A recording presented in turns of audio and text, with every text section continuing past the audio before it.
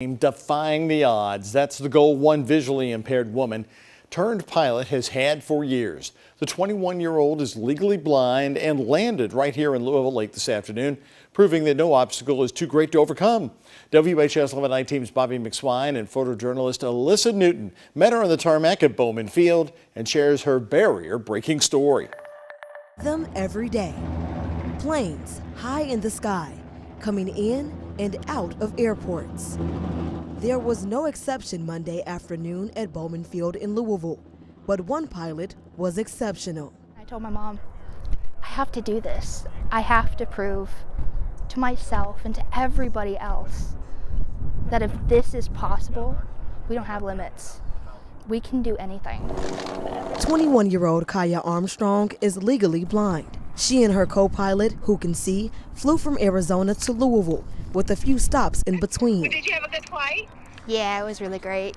As part of Flight for Sight, the first program of its kind with Arizona-based company Foundation for Blind Children. Armstrong was chosen from a competitive pool of contestants and went through intensive training for nearly a year. Armstrong says at first, her drive wasn't because she had a passion for piloting, but because she wanted to defy the odds by soaring to new heights. Though it was hard, It really is. Armstrong held on to the determination her mother instilled in her when she first started losing her vision at 14 years old. Co-pilot Tyler Sinclair says though he trained Armstrong, he learned a valuable lesson in return. Now we see that there are no limits, only the limits you put on yourself. How far up did you guys go today? Spencer Churchill with Foundation for Blind Children Just under 10,000 feet. says stories like hers makes his job worthwhile. To say I flew a plane 2,500 miles across the country is something that nobody can ever take away from Kaiya, and it proves that vision loss is a diagnosis, not a disability. A diagnosis that has never defined Armstrong, and she says it never will. So if you have an impossible dream, don't say it's impossible. It's just in the works.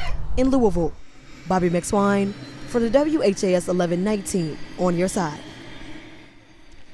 And we want to thank her for coming to Louisville. She's actually here to support two incredible organizations in our city. Armstrong will be visiting the Kentucky School for the Blind on Frankfort Avenue and the American Printing House for the Blind also on Frankfort Avenue tomorrow. She'll then finish her journey in Washington on Wednesday, where she'll stay for World Sight Day.